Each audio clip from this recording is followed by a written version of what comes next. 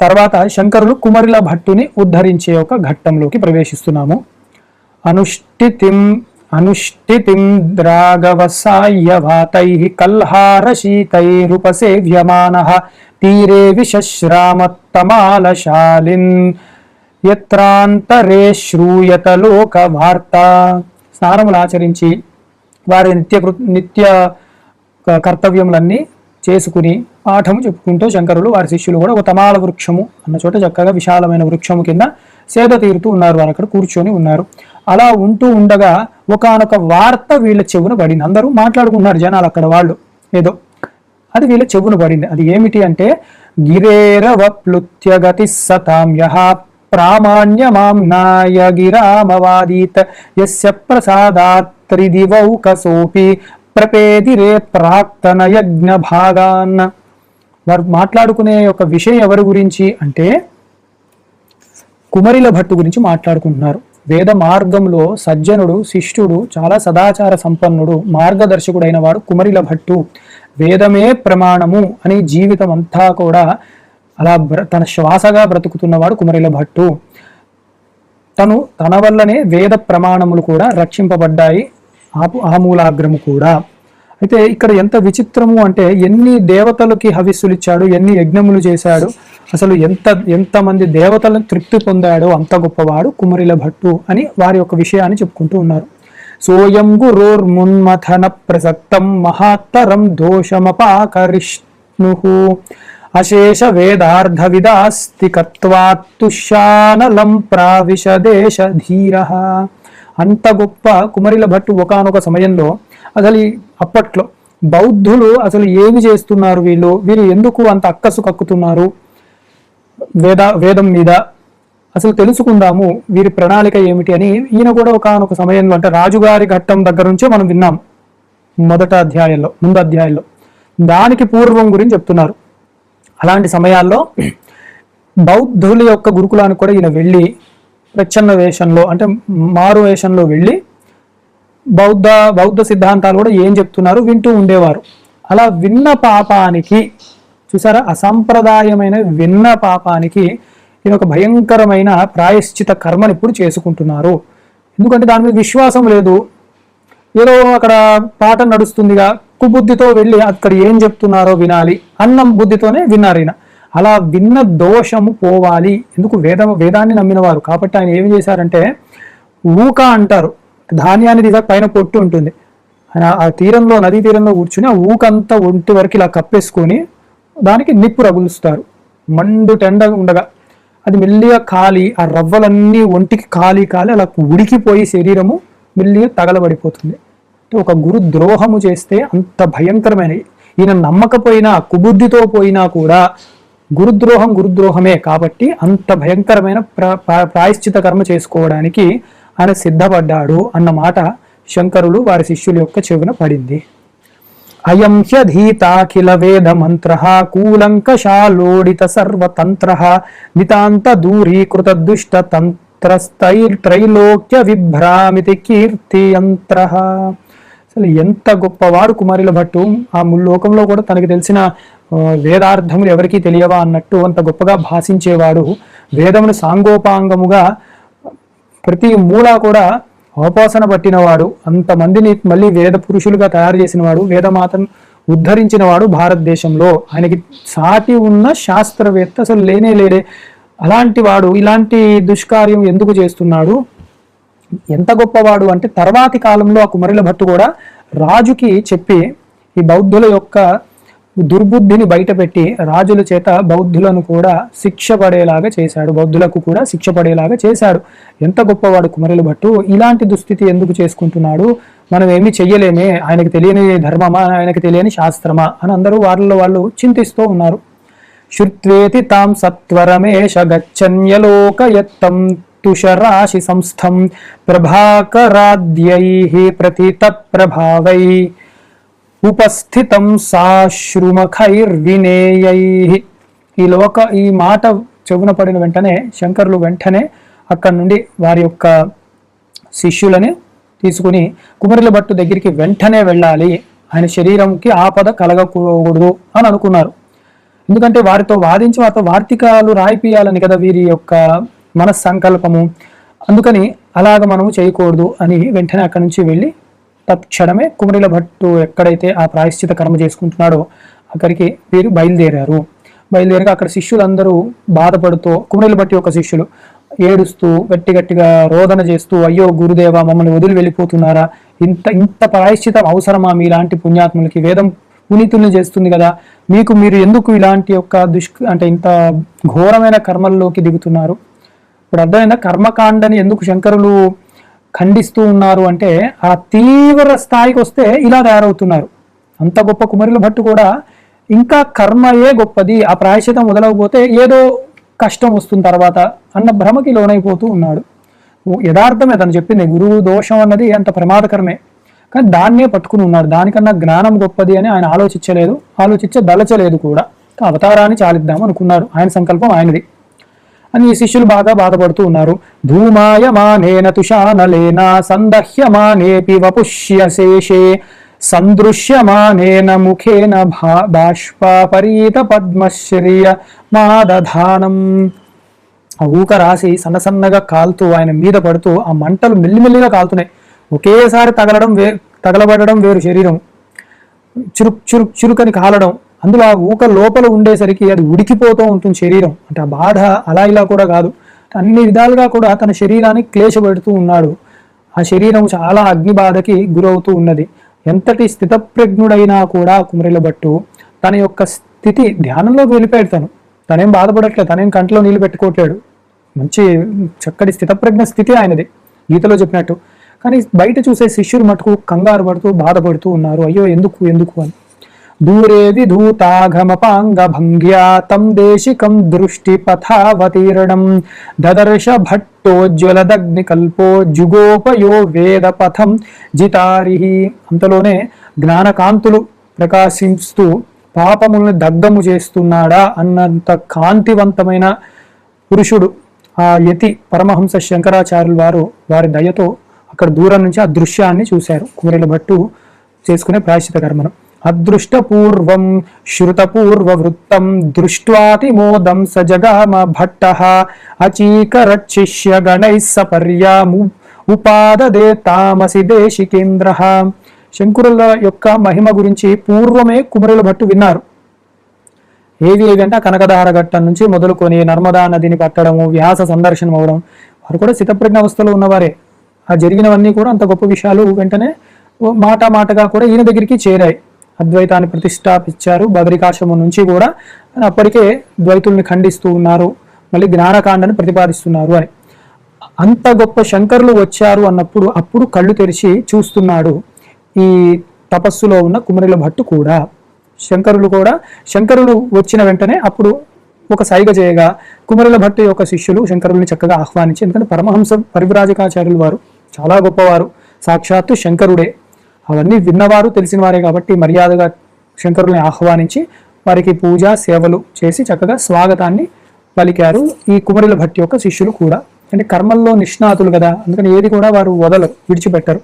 ఉపాత్త భిక్ష పరితుష్ట చిత్త ప్రదర్శయామాస భాష్యమస్మై సర్వో నిబంధో హ్యమలోపి లోకే శిష్టేక్షిత సంచరణం ప్రయాతి.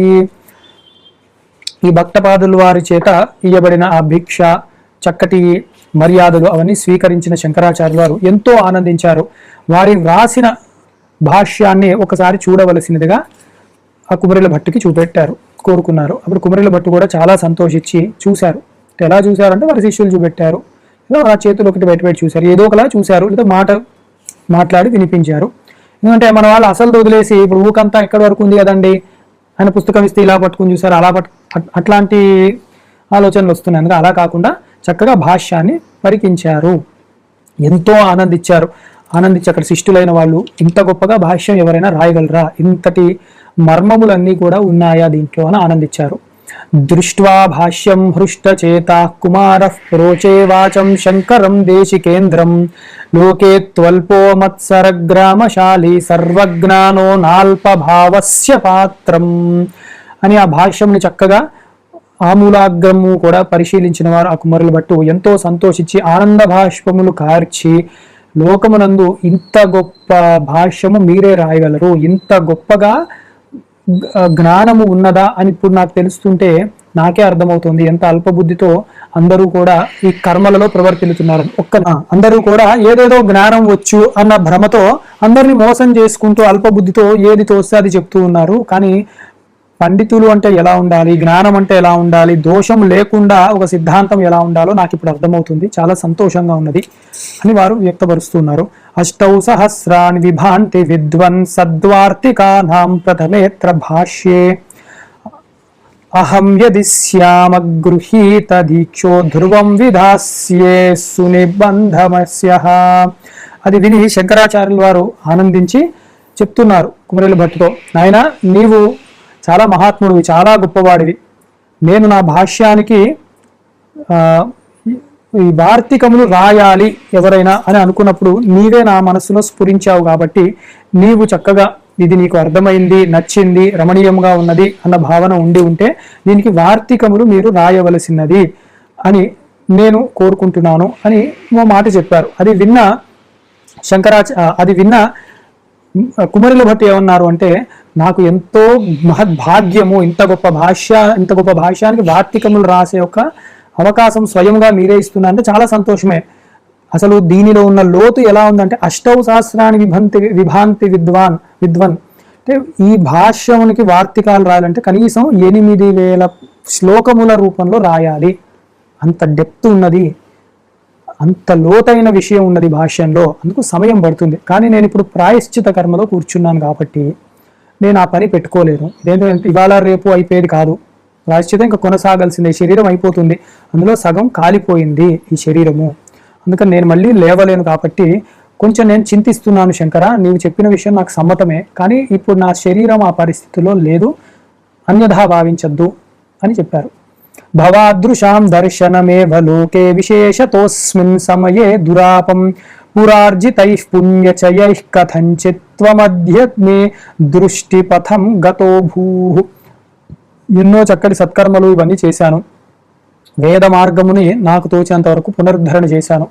ఆ యొక్క పుణ్య ఫలమే ఇలాంటి అంతిమ కాలంలో సాక్షాత్తు శంకర స్వరూపుడైన నీ యొక్క దర్శనము లభించినది. నీ పాద పద్మముల యందు నా దృష్టిని నిలబెట్టి చక్కగా ఈ శరీరాన్ని విడిచిపెట్టేస్తాను, నాకు అంతకంటే ఆలోచన లేదు అని కుమరిల భట్ అన్నాడు.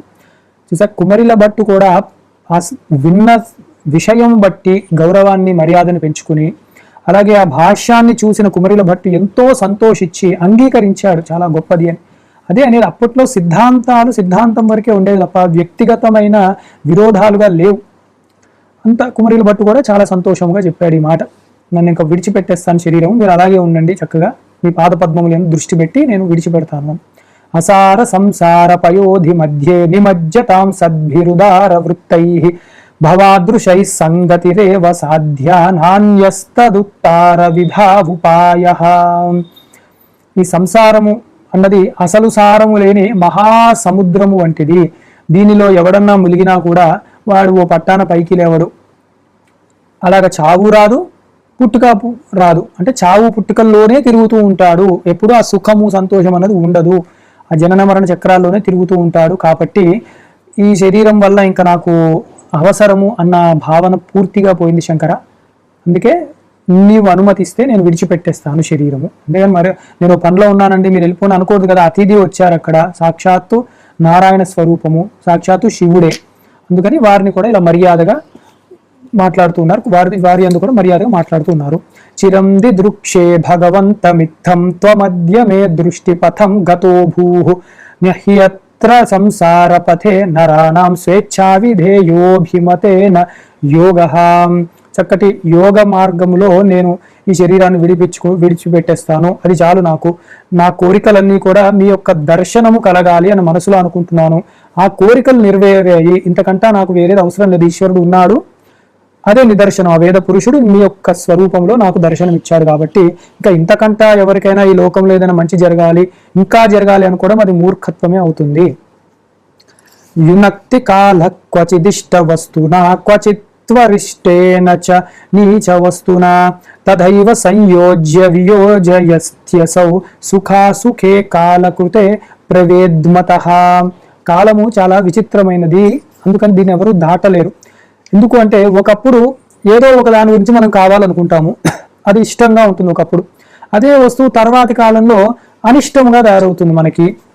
అలాగే ఒకప్పుడు సుఖం ఉంటుంది, ఒకప్పుడు దుఃఖం ఉంటుంది. ఒకప్పుడు దేని మీద సుఖం ఉందో దాని అందే ఇంకో అప్పుడు దుఃఖం కింద ఏర్పడుతూ ఉంటుంది. అలాగా ఎప్పుడూ నిలకడ ఉండదు ఈ సంసారంలో, ఈ మనస్సుకు కూడా. అందుకని ఈ సుఖ దుఃఖాలని కూడా భావించకుండా స్థితప్రజ్ఞ అవస్థనే చాలా గొప్పది అని నేను నమ్మిన వాడను. అలాంటి భావనే నాకు ఇప్పుడు ఉన్నది స్వామి. కృతో నిబంధో నిరణాయ పంథ నిరాసి నైయాయిక యుక్తి జాలం తథాన్వభూవం విషయోత్థజాతం నకాలమేనం పరిహర్తుమీశే. నేను వేదము నందు కర్మకాండం చక్కగా సుస్థిరముగా ప్రతిష్ఠించిన వాణ్ణి, పునరుద్ధరించిన వాణ్ణి. అయితే కర్మకు సంబంధించిన గ్రంథములు ఇదివరకే రాశాను నేను. అవి ఏమిటి అంటే వేదరక్షణకి సంబంధించిన గ్రంథములు శబరముని రచించిన శాబర భాష్యములకు వార్తికములు రాశారు కుమరిల భట్టు. ఆయన చెప్తున్నారు నేను ఇవన్నీ రాశాను. అలాగే నైయాయికుల యొక్క తర్కములకు కూడా ఖండించడానికి దానిలో గొప్ప విషయాలన్నీ కూడా ఉన్నాయి. అలాగే ఎన్నో విషయాలు ఇంకా చిన్న చిన్న గ్రంథములు అవన్నీ కూడా నేను రాసి ఉన్నాను స్వామి. అవి చాలా గొప్పవే, వాటిల్నే ఎవరు కూడా దాటలేకపోతున్నారు. నిరాస్యమీశం శృతిలోక సిద్ధం శృతేస్వతో మా ఆత్మముదాహరిష్యన్ శృతేస్వతోమాత్వముదాహరిష్యన్ నను వేయేన వినా ప్రపంచ సౌఖ్యాయ కల్పేత నజాతు విద్వన్. ఈ లోకంలోనే పుట్టడము, పెరగడము, ఏదో కర్తవ్యం ఉండడము అవన్నీ జరుగుతూనే ఉంటాయి. అయితే పరమాత్మ ఎప్పుడు సర్వవ్యాపకుడు. ఆత్మ పరమాత్మ, ఆయన అన్ని లోకములలో ఉన్నాడు. ఆయనే శాంతి భద్రతలన్నీ కూడా చూసుకుంటూ ఉంటాడు. ఈ జగత్తంతా కూడా దేవత యొక్క స్వరూపము. అందుకని ఆ పరమాత్మను ఇలాగ ఎవరు చెప్పారు అంటే వేదమే చక్కగా వర్ణించింది. కాబట్టి వేదమే చాలా గొప్పది. కానీ ఇక్కడ దోషము ఏమిటి అయ్యింది అంటే కర్మకాండలో ఎవరు చేసుకున్న కర్మలకి వారే అనుభవిస్తారు అన్నది గట్టిగా నమ్మడం వల్ల ఇది వరకు మా బుద్ధులు ఎలా ఉండేవి అంటే మేము కర్మ చేస్తున్నాము, దాని యొక్క ఫలాన్ని మాకు వస్తుంది. ఈశ్వరుని మేము నిరాకరించే వాళ్ళం. ఈశ్వరుడు ఉంటే ఉండనివ్వండి, లేకపోతే లేదు. వేదం చెప్పింది ఈశ్వరుడు సర్వవ్యాపి అని, అర్థమైంది. అది ఉన్నాడు ఆయన, ఉంటే ఏమైంది, కానీ మేము చేసే యజ్ఞానికి మాకు ఫలం వస్తుంది, ఆయనతో పెద్ద పని ఏముంది అన్న ఒక మూర్ఖత్వంలో ఉన్నాము. అందుకని ఆ దోషము కూడా పోవాలి. కాబట్టి నేను ఈ తుషారాగ్నిలో నా ప్రాణములు విడిచిపెట్టాలి అంటే మొట్టమొదట వేదం పట్లనే సరిగ్గా అర్థం చేసుకోలేదన్న బాధ ఆయనకు ఉన్నది. శంకర భాష్యం అన్ని చదివాక ఈశ్వరార్పణ బుద్ధ్యా అన్నది బాగా పట్టుకుంది కుమరిల భట్టుకి. తథాగతాక్రాంతమభూదశేషం స వైదికోధ్వా విరళీ బభూవ పరీక్ష్యతేషాం విజయాయ మార్గం ప్రావర్తిషిత్రాతు మనః పురాణం. అలాగే అప్పట్లో కూడా రెండవ దోషం ఏం చేశాను అంటే బౌద్ధులు బాగా విస్తారముగా వారి యొక్క అవైదిక మతాన్ని నాస్తిక మతంతో కలిపి వారు ప్రచారం చేయడం మొదలుపెట్టారు. బుద్ధుడు చెప్పింది ఏదో ఉన్నట్టుంది కానీ తర్వాత అది నాస్తిక మతముగా తయారయ్యి అసలు పూర్తిగా వేదాన్నే నిరసించడము, వేదంలోనే కొన్ని భాగాలే ఈ శాంతి అలాంటివి తీసుకొని మళ్ళీ అదేదో వాళ్ళ సిద్ధాంతము అన్నట్టు చెప్పడము. అందుకే ఇప్పుడు చెప్పుకునే బౌద్ధులు అన్నవారు కాదు, మనము నేపాల్ అటు సైడ్ చూడాలి. బౌద్ధులు ఎలా ఉంటారంటే వారు ఇంద్రుణ్ణి, తారాదేవిని వాళ్ళని కూడా అర్చిస్తారు. వాళ్ళు కూడా వేదాంత సమ్మతమైనవి కొన్ని స్వీకరించారు. వారు కూడా ఇప్పుడు ఆరాధన చేస్తూ ఉంటారు వారు. కానీ అలా ఉంటారు. ఇప్పుడు మన ఆ పేరే వేరేలాగా వాడుతున్నారు. అలా ఉండరు బౌద్ధులు. వారికి ఉన్న పద్ధతి ఉంది, అటువైపు ఉన్నారు వాళ్ళందరూ కూడా. అలాగే ఈ బౌద్ధ ధర్మంలో ఏమున్నాయి, నాస్తికవాదన ఏం చేస్తున్నారు, వేదంలో వీరు ఏమి లోటుపాట్లు చూపిస్తున్నారో వినాలి అసలు బయట. అప్పుడు వారిని ఖండించడానికి పూర్వమీమాంసా గ్రంథంలోవి నేను చక్కగా తర్కాన్ని ఇంకొంచెం గట్టిగా రాస్తాను అని వారిలో నేను చేరాను, వారి శిష్యులుగా చేరాను. సశిష్య సంఘాః ప్రవిశంతి రాజ్ఞాం గేహం తదాది స్వవశే విధాతుం రాజామదీయోజిరమస్మదీయం తదాద్రిమయధ్వం నతు వేద మార్గం అని. ఆ నాస్తిక గురువులందరూ కూడా అప్పట్లో రాజులను కూడా ప్రభావితం చేసి రాజుగారితో వేద మార్గములో ఉన్న వారందరినీ కూడా శిక్షింపజేయడము, చంపివేయించడము కూడా చేసి ఉన్నారు. అంటే శాంతము అని చెప్పుకునే వాళ్ళు చేసిన పని ఇది. అందరినీ హింసకి, మా మతంలోకి రాకపోతే మిమ్మల్ని చంపుతాము అంటే వీళ్ళు కూడా ఒక తీవ్రవాదం లాగే ఉండేది అప్పట్లో. వీళ్ళందరూ నేను వైదిక మార్గం అంతా కూడా తగ్గిపోతూ ఉండేది, అంత భయంకరంగా వీళ్ళు చేస్తూ ఉండేవారు. వేదో ప్రమాణం బహుమాన బాధాత పరస్పర వ్యాహతి వాచకత్వాత్ తత్ ఏవం వదంతో విచరంతి లోకే నకాచిదేశాం ప్రతిపత్తిరాసీత్ అని వీరు ప్రథమంగా కొన్ని చెప్తూ ఉంటారు. అవి మన దగ్గర లేనివేం కాదు, మన దగ్గర ఉన్నవే కొన్ని తీసుకున్నారు అప్పులాగా. ఏంటి అంటే అహింస అన్నది పరమోధర్మము. ఈ కాకపోతే యజ్ఞములందు పశుబలులు అవి అప్పట్లో ఎక్కువగా చేసేవారు కాబట్టి అది హింసకు వస్తుంది, అందుకు చేయొద్దు. యజ్ఞంలో పశుబలి చేయకూడదు, కానీ మనుషుల్ని రాజుగారికి చెప్పి చంపించవచ్చు, అది వారి సిద్ధాంతం. అలాంటి శాంతి వాళ్ళది. వేద మంత్రం వల్ల ప్రయోజనం లేదు, కొన్ని అర్థం అవుతాయి, కొన్ని అర్థం కావు. అర్థం కాని వాటిని మేము ఎందుకు చదువుకోవాలి? ఇప్పుడు ఉంటారు అలాంటి వితండవాదం చేసుకుంటూ, ఎందుకు మన భాషలోనే తర్జుమా చేయకూడదు మంత్రాలు? అది మనకు అర్థం కావడానికి కాదు, లోక భాష దేవతలకు అర్థం కావడానికి మంత్రాలు చదివేది. ఎందుకు అంటే వీరు ఇప్పుడు చెప్పే నాస్తికులు అన్న వాళ్ళు కూడా అన్ని మతాలకు చెందిన వారే. వాళ్ళ పుస్తకాలు వాళ్ళ లాంగ్వేజ్లో ఉన్న వీటి చదవరు, అవి తెలుగులో ఇష్టం వచ్చినట్టు ఉంటాయి. అందుకని అలాగే మనది ఉండాలి అని అదొక వంక. అందుకే అవన్నీ అశ్రద్ధ కలిగించడానికి ఇలాంటి దుస్తర్కాలు ఎన్నో చేస్తూ ఉంటారు. మనం పట్టించుకోకూడదు. విశ్వాసం ఉందా, రామారామ అనుకోవడమే. వాడి మంత్రాలు అర్థం కావడం, అర్థం చేసుకోవాలి, అర్థం తెలుసుకోవాలి, అంతవరకే. అలాంటి జాతి అప్పటి నుంచి ఉన్నది. అలాగే ఒకే వస్తువు గురించి ఏదో ఇది జడం అంటారు, ఇది చైతన్యం అంటారు, ఇలాగే ఎన్నెన్నో మాట్లాడుతూ ఉంటారు. అందుకని వేదంలో ఏది నమ్మాలో తెలియట్లేదు అని వివిధ రకాల ఆరోపణలు చేస్తూ ఉన్నారు ఆ బౌద్ధులు. ఇలాంటి విషయాలన్నీ వింటున్నారు కుమరిల భట్టు ఆ యొక్క ఆశ్రమంలో, గురుకులంలో, బౌద్ధ గురుకులంలో. అవాదిశం వేద విఘాత దక్షైస్తాన్నాశకం జేతుమబుధ్యమానః తదీయ సిద్ధాంత రహస్య వార్థి నిషేధ్య బోధాధి నిషేధ్య భావః. అందుకని ఆ వేదములను వారు నిందిస్తూ ఇష్టం వచ్చినట్టు తూలనాడుతుంటే ఆ మనసు తట్టుకోలేకపోయాడు కుమరిల భట్టు. అంత వేదాన్ని క్షుణ్ణంగా చదివినవాడు, సాంగోపాంగములుగా దేవత యందు చక్కటి విశ్వాసము కలిగిన వాడు. ఈ కాలంలో మనుషుల్లాగా ఆ జడులలాగా ఉండేవాడు కాదు కుమరిల భట్టు. ఇప్పుడు మన దేవతలను, మన సిద్ధాంతం తిడుతుంటే ఎందుకు స్పందించారో కూడా తెలియదు. ఎవరికి వాళ్ళ ఇంట్లో కూర్చుంటారు. మా కుటుంబాలు ఉన్నాయి కదండి, కుటుంబాలు ఇప్పుడు ఉన్నాయి, తర్వాత తరం లేకుండా చేద్దామనే అవతల వారి యొక్క ప్రణాళిక. కానీ మీరు ఒక మాట మాట్లాడలేని ఒక దుస్థితిలో ఉంటున్నారు. కానీ కుమరిల భట్టు అలా లేడు. అక్కడ ఉన్నా కూడా కళ్ళల్లోంచి నీళ్లు వచ్చేసి చాలా బాధపడుతూ ఉండేవాడు. అయ్యయ్యో వేదాన్ని ఇలా అంటున్నారా, ఇంత దారుణంగా మాట్లాడుతున్నారా అని చాలా కుమిలిపోయాడు. తదా తదీయం శరణం ప్రపన్న సిద్ధాంతమశ్రౌష్యమనుద్ధతాత్మ అదూదుషద్వైదికమేవ మార్గం తథాగతో జాతు కుశాగ్ర బుద్ధి. ఇంకా అది విని ఇంకా తనకి అసలు తట్టుకోలేకపోయాడు. ఇంకా నా వల్ల కావట్లేదు అని కళ్ళల్లో నీళ్లు పెట్టుకుంటున్నాడు. వీళ్ళు పేరుకి బౌద్ధులను పెట్టుకుంటున్నారు, కానీ అసలు కుంచిత బుద్ధి, కృషించిపోయిన బుద్ధి, అసలు వీళ్ళు చక్కగా ఆలోచన ఉండట్లేదు.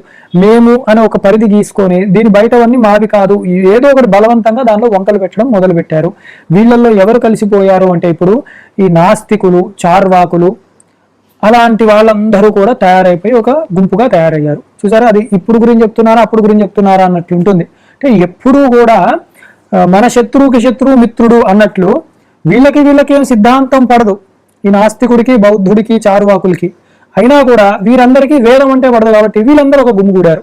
తదాపతన్నే సహసాశ్రుబిందు సచావిదు పార్శ్వ నివాసినోన్యే తదా ప్రభృత్యేవ వివేశ శంక మయ్యాప్త భావం పరిహృత్య తేషాం.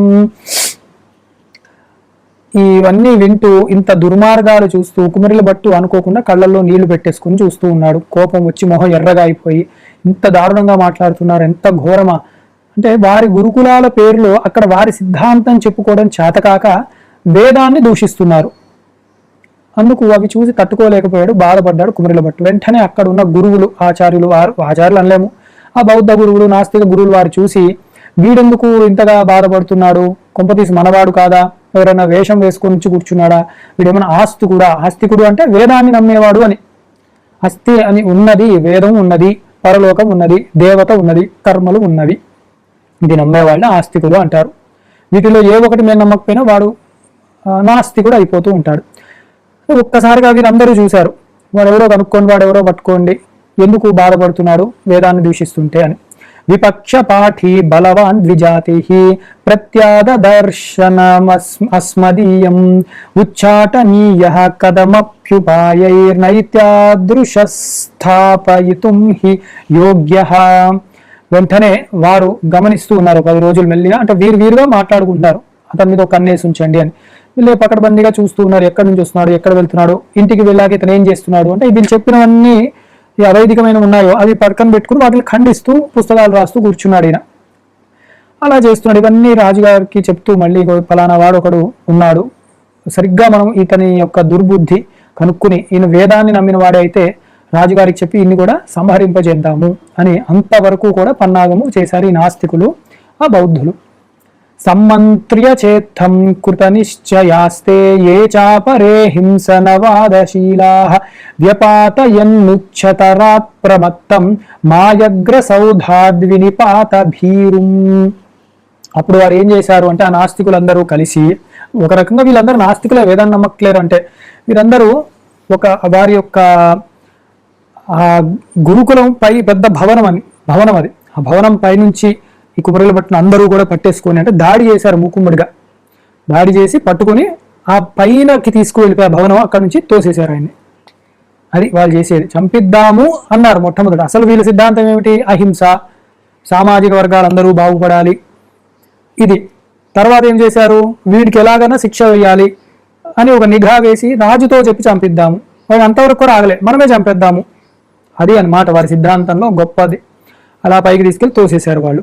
పతంపతన్సౌధతలాన్యరోరుహం యది ప్రమాణం శ్రుతయో భవంతి జీవేయమస్మిన్ పతితో సమస్థలే మజ్జీవనే తచ్శ్రుతిమానతా గతిః.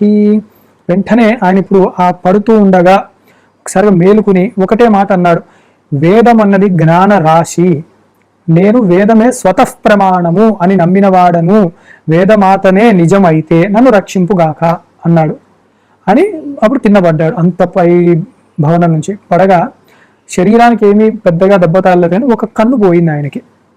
ఒక్కసారిగా బాధపడ్డాడు, కన్ను కూడా ఎందుకు పోయింది అని. దానికి సమాధానం చెప్తూ, యదీహ సందేహ పద ప్రయోగాద్ వ్యాజేన శాస్త్రశ్రవణాచ్చ హేతోః మమోచ్చ దేశాత్ పతతో వ్యనంక్షీత్ తదేక చక్షుః విధి కల్పనాసా. వెంటనే ఆకాశవాణి వినపడింది. ఏమిటి అంటే, ఒకవేళ వేదము స్వతః ప్రమాణం అవుతే అని కదా అన్నది. ఒకవేళ ఏమిటి, వేదం స్వతః ప్రమాణమే అని అనాలి. అంటే ఆ శంక ఉంది కాబట్టి ఒక కన్ను పోయింది. అంటే ఇప్పుడు వాళ్ళు కూడా దేవుడే ఉంటే రక్షిస్తాడులేండి, ఏంటో దేవుడికి ఒక డ్యూటీ ఇస్తారనమాట. అసలు అలాంటి మాటలే దేవుడు నమ్మావా నమ్మలేదా అంతే, నమ్మితే నాకు మంచి జరుగుతే అలాంటి అనుమానాలు ఉండద్దు. కానీ అంతటి కుమరిల భట్టుకి అలా ఆ మాట దోషము దొరికింది కాబట్టి సందేహ పదప్రయోగమే పాపాన్ని, మనసులో అట్లాంటిది ఏం లేదు కానీ మాటగా అలా వచ్చింది కాబట్టి ఒక కన్ను దెబ్బతింది ఆయనకి. ఆ ఘట్టాన్ని చెప్తున్నాడు శంకరాచార్యుల వారికి. అంటే ఇవన్నీ ఇప్పుడు ఆయనకి ఎందుకు చెప్పడం అనుకోలేదు. నిర్మొహమాటంగా తను ఉన్నవన్నీ కూడా ఈశ్వరార్పణ బుద్ధితో మనం చేసిన తప్పులు ఒప్పులు అవన్నీ సమర్పించేసుకుంటున్నాడు శంకరాచార్యుల వారికి. అది ఆయన చేసేది. ఏకాక్షరస్యాపి గురుః ప్రదాత శాస్త్రోపదేష్టా కిము భాషణీయం అహం హి సర్వజ్ఞ గురోరధీత్య ప్రత్యాదిశేతేన గురోర్మహాగః. ఇది ఒక స్టార్ మార్క్ పెట్టుకొని అందరం పాటించవలసినది. గురుగీతలో ముఖ్యంగా మనం ఇలాంటి చూసాం. ఏకాక్షరస్య అపి గురుః ప్రదాత, ఒక అక్షరమైన అయినా కూడా గురువు మనకి ఉపదేశిస్తే శాస్త్రోపదేష్టా కిము భాషణీయ, ఇంకా శాస్త్రములు చెప్పడం అన్ని కూడా ఇంకా ఎంత గొప్పవి చెప్పిన వాడైనా కూడా మనం గురువుగానే స్వీకరిస్తాం. ఒక్క అక్షరం చెప్పినా కూడా ఆయన గురు సమానుడే. అలాంటి శాస్త్రం బుద్ధితో అయినా కూడా విన్నాను కదా ఏదో ఒకటి. అందుకని నేను ఎవరిని అంటే నేను కర్మనిష్ఠుడను. మొట్టమొదట అందరూ నన్ను ఆచార్యుడిగా చూస్తారు. అలాంటి వారిని ఇప్పుడు ఈయననే కుబుద్ధితో ఫలానా గురువుల్ని వంచి విని వారినే ఖండించాడు తర్వాత. అంటే ఎంత ద్రోహమైన పని ఇది అని అందరూ కూడా నన్ను అనుసరిస్తే ఇంకా లోకం ఎటుపోతుంది, లోకస్తదనువర్తతే అని చదివాం కదా, అలా తయారవుతుంది. కాబట్టి నేను ఇలాంటి ప్రాయశ్చితానికి పాల్పడుతున్నాను అని చెప్తున్నారు. తదేవ మిత్తం సుగతాదధీత్య ప్రాఘాతయం తత్కులమేవ పూర్వం జైమిన్యుపగ్నేభి నివిష్టచేత శాస్త్రే నిరాస్తం పరమేశ్వరం చ. ఎంతో అంత బౌద్ధ గురువుల దగ్గర అది విన్నాను, శాస్త్రము నేర్చుకోవడం విన్నాము అంటే ఇష్టం లేకుండా విన్నానండి, ఏదో వాళ్ళు ఏదో పెడుతున్నారు కాబట్టి వచ్చి కూర్చుంటున్నాను ఖాళీగా ఉన్నానని అలా అన్నా కూడా విన్నట్లే. అందుకే చెప్పేది గురువులని అందరినీ పట్టేసుకుంటే మనకి బరువు ఎక్కుతుంది, చాలా జాగ్రత్తగా ఉండాలి. అందుకే అలాగే తర్వాతి కాలంలో రాజుకి చెప్పి ఆ బౌద్ధ మతాన్ని కూడా పూర్తిగా ఖండింపజేశాము. జైమిని మహర్షి చెప్పిన పూర్వమీమాంసా శాస్త్రములు అవన్నీ కూడా చక్కగా పునరుద్ధరణ చేశాము. కాబట్టి అక్కడ కొంచెం దోషం ఏమున్నది అంటే మళ్ళీ పరమేశ్వరుడు యొక్క ఉనికిని నిరాకరించడం అన్నది కనపడింది. అయితే జైమిని మహర్షి చెప్పలేదు అది పూర్తిగా, తర్వాత వాళ్ళు అట్లా అర్థం చేసుకున్నారు. అంటే అక్కడ కూడా ఒక రకంగా దోషము జరిగినది. అంటే వ్యాస హృదయం ఏదైతే ఉందో జైమిని అదే ప్రతిపాదించారు, దాన్ని సరిగా అర్థం చేసుకోలేదు తర్వాత శిష్యులు. అందుకే వ్యాసుల వారే అన్ని పురాణాలు ఇచ్చినప్పుడు ఒక పురాణమే ప్రమాణం, ఇంకో పురాణం దోషం పట్టుకుంటే యథార్థానికి వాళ్ళు కూడా చేసుకోవాల్సిన ప్రాయశ్చితం ఇదే. ఒక ఊకలో కూర్చోబెట్టుకుని వారు కూడా అలాంటి ప్రాయశ్చితాలు చేసుకోవాలి. అది గురు దోషం అవుతుంది, దైవ దోషం అవుతూ ఉంటుంది. కానీ చెప్తే వినే లక్షణాలు లేవు. ఎందుకు అంటే నాస్తికులు కాబట్టి.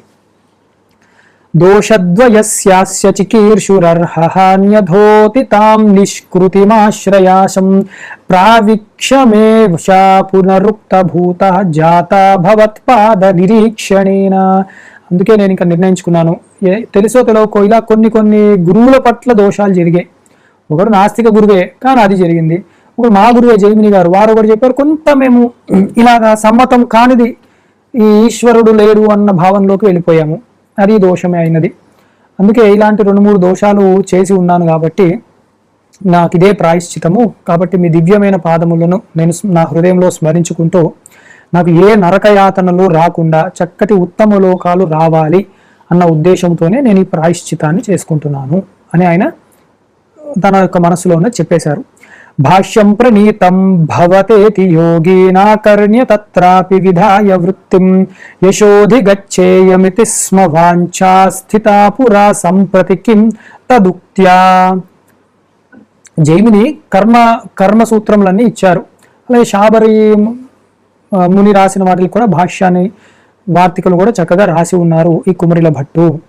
కాబట్టి నేను చేసిందంతా చేశాను, అన్ని వార్తికములు ఉన్నవన్నీ కర్మ సిద్ధాంతాన్ని గట్టిగానే ఇచ్చాను.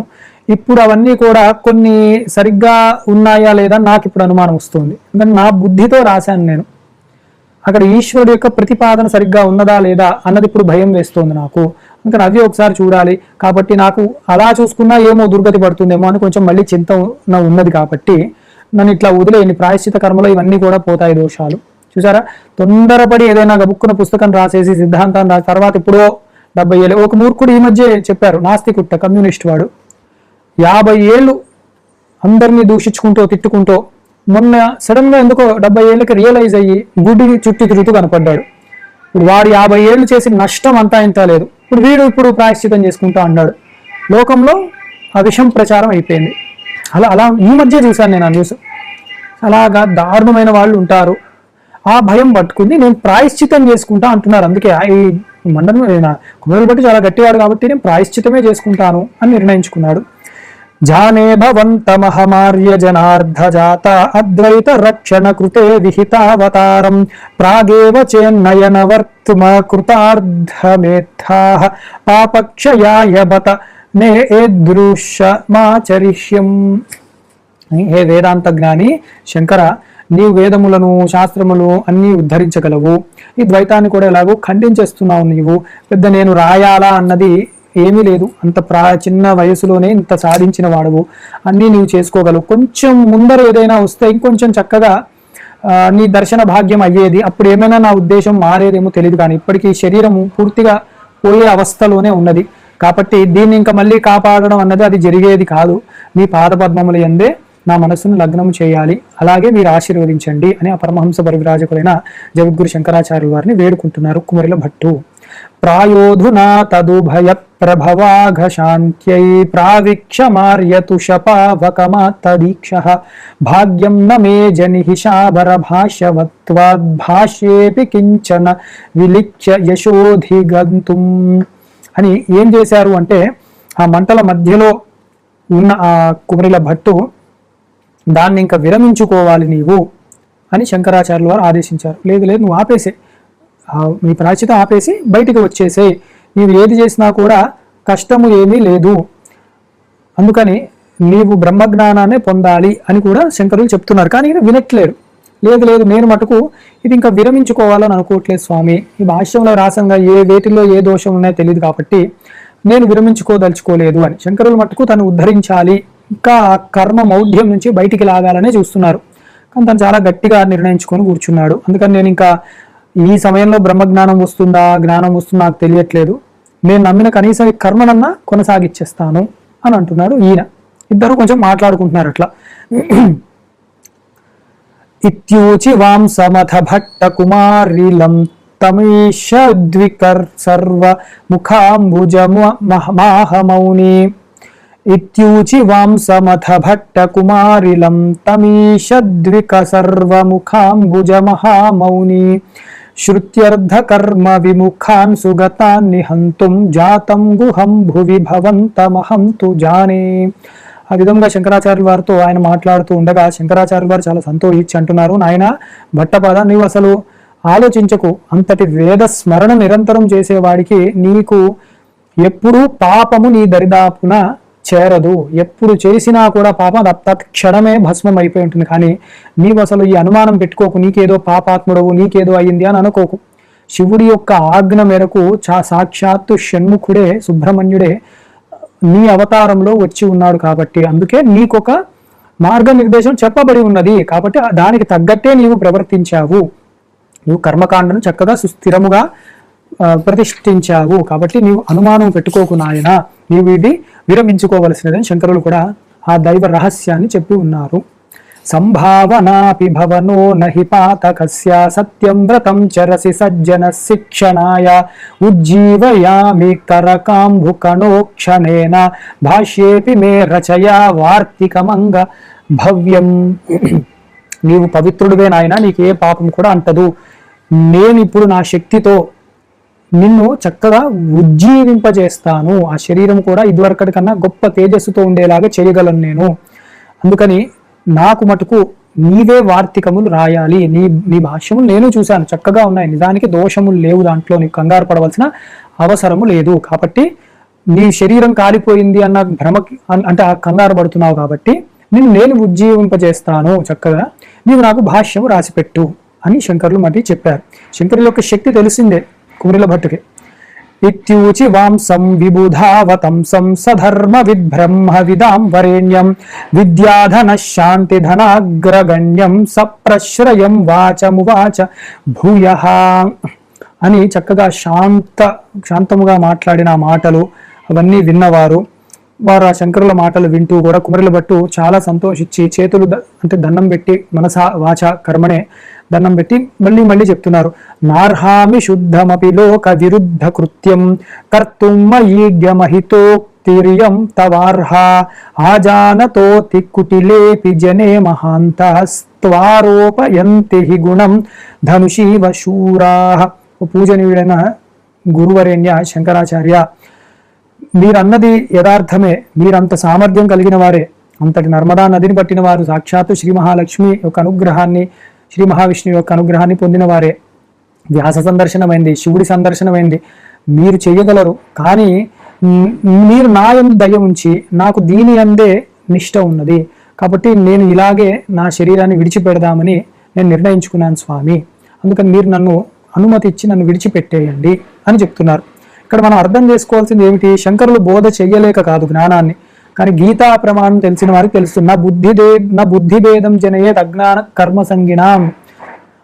బుద్ధి భేదం కలిగించకూడదు. ఆయన ఆల్రెడీ ప్రాయశ్చితం చేసుకుంటున్నాడు, అప్పుడు సగంలో వచ్చి ఇది చేస్తే ప్రయోజనం లేదు, జ్ఞానాన్ని బోధిస్తాను అనుకుంటూ చెప్పి బుద్ధి భేదాన్ని కలిగించి ఉన్న కర్మ మీద అశ్రద్ధ కలిగిస్తే అటు జ్ఞానం పట్టుకోలేకపోతే అప్పుడు అధోగతి పాలవుతారు. నేను శంకర్లు అందుకే జ్ఞానబోధ చేయాలి అని పెట్టుకోవట్లేరు, ఎప్పుడు చేయాలన్నది ఆయన చూస్తున్నారు ఆ మాట. తర్వాత సంజీవనాయ చిరకాల మృతస్య చత్వం శక్తోపి శంకరదయోర్మిళ దృష్టిపాతైః ఆరబ్ధమేతదధునా వ్రతమాగమోక్తం ముంచన్ సతాం న భవితాస్మి బుధా వినింద్యః. అందుకని ఈ లోకంలో కూడా అందరూ కూడా నన్ను నిందిస్తారు స్వామి, అరే ఇంత కర్మకాండం నిలబెట్టిన వాడు ఆఖరణ చూసావా ఏం చేశారో. శ్రేష్ఠులు అయిన వాళ్ళు వారు కూడా కుబుద్ధితో ఇక్కడ విని అక్కడ విని ఇలాంటివి చేశారు వీళ్ళు, అదేం గొప్ప విషయం కాదు, చాలా హేయమైన విషయం చేశాడు.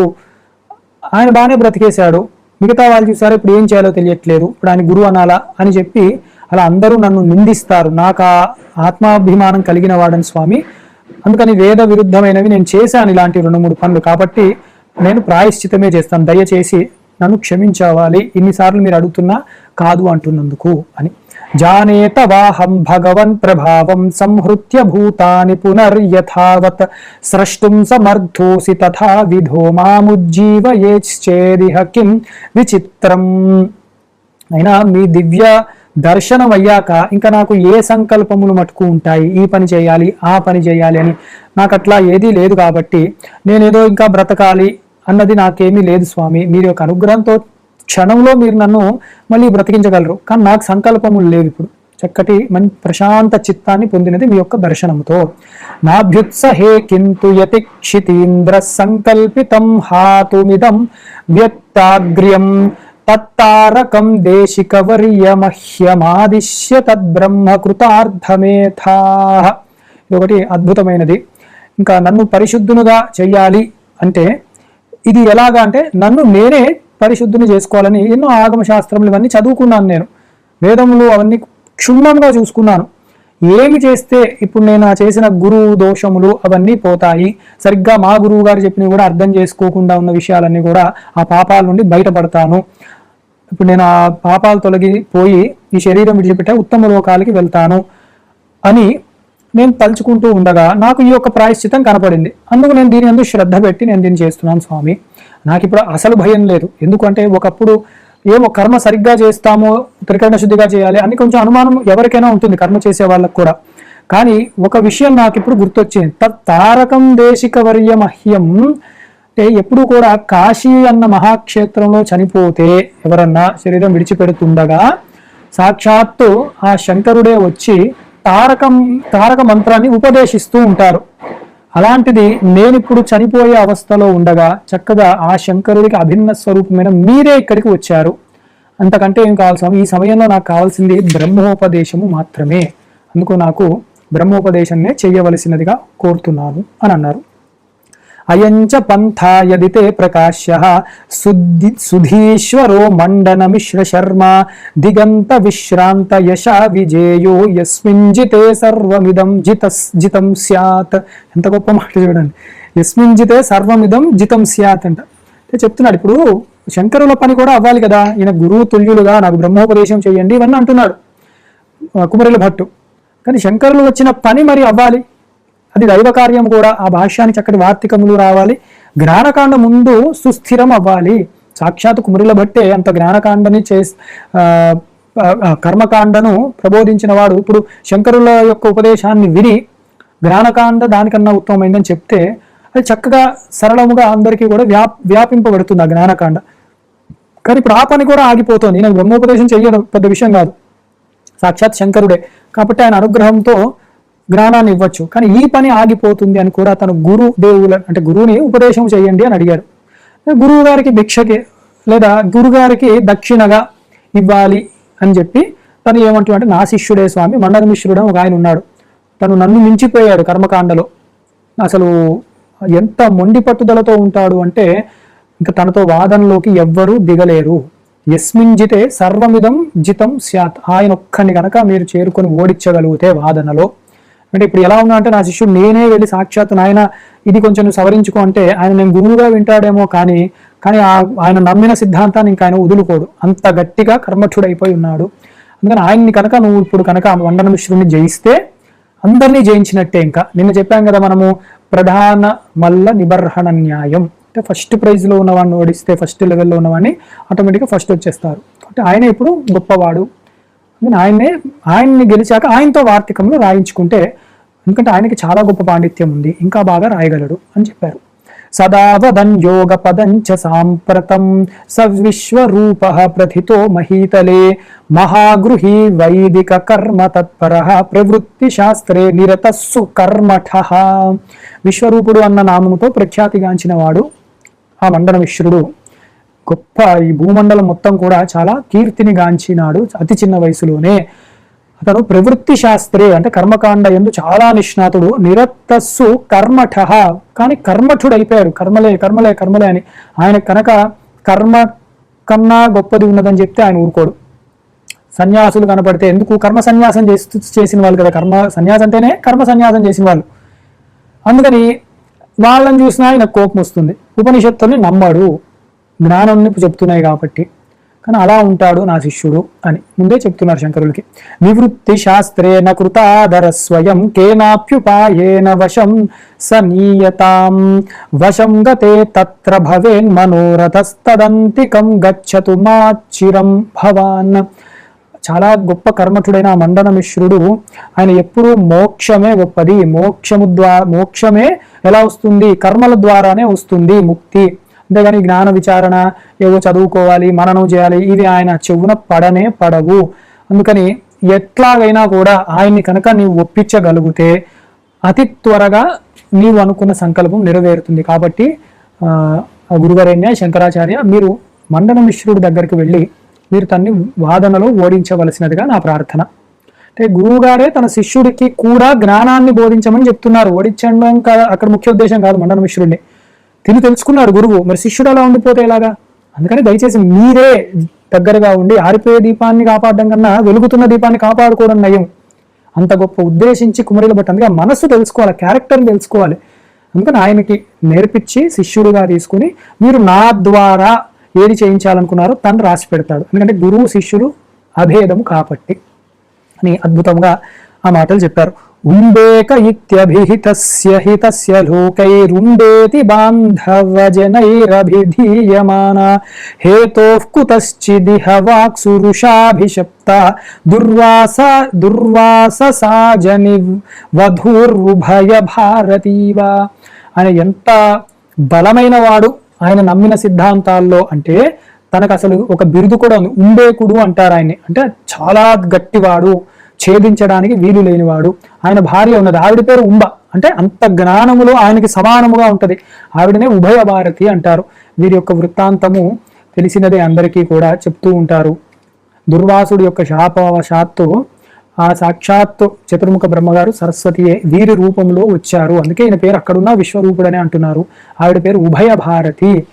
చాలా గొప్ప వాళ్ళిద్దరూ కూడా సకల విద్యలకి నిలయమా అన్నట్లు వారిద్దరూ ఉంటారు. గొప్ప దంపతులు వారు అని చెప్తున్నారు. వారి యొక్క పూర్తి విషయాలు చెప్తున్నారు శంకరాచార్యుల వారికి.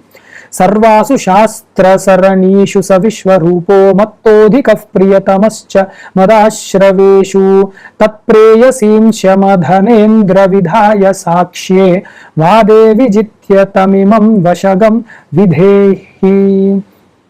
చక్కగా అందుకే మీరు అక్కడికి వెళ్ళి వాదనలో ఆ మండన మిశ్రుడిని గెలవవలసినది. ఎందుకంటే వేదశాస్త్రంలో ఇప్పుడు ఉన్న వాళ్ళలో ఆయనకంటా తెలిసిన వాళ్ళు ఎవ్వరూ లేరు. అందుకని ఆయన దగ్గరికే వెళ్ళి మీరు వాదించండి, చక్కగా నిర్విఘ్నముగా మీ పని అవుతుంది. కానీ అయితే అక్కడ ఆయన ఇల్లాలు సాక్షాత్తు సరస్వతీదేవే ఉన్నది, ఆ ఉభయ భారతి. ఆవిడ కూడా శాస్త్రంలో చాలా పరిణతి పొందినదే. అందుకని మీరు మండన మిశ్రుడితో వాదన చేసేటప్పుడు విధాయ సాక్షియే ఆ ఉభయ భారతీదేవినే సాక్షిగా పెట్టండి, న్యాయ నిర్ణేతగా. చాలా సమబుద్ధి కలిగిన ఆవిడ ఎంత తన భార్య పతివ్రత అయినా కూడా శాస్త్రం వచ్చినప్పుడు ఆ మర్యాదను వారు దాటి వెళ్ళరు. కాబట్టి ఆ సాక్షాత్తు సరస్వతి స్వరూపమైన ఆ ఉభయ భారతీదేవే సాక్షిగా ఉండి చూస్తుంది మీ వాదనను. అది నా ఉద్దేశం, నా మతం అని కుమరిల భట్టు చెప్పిన మాటది.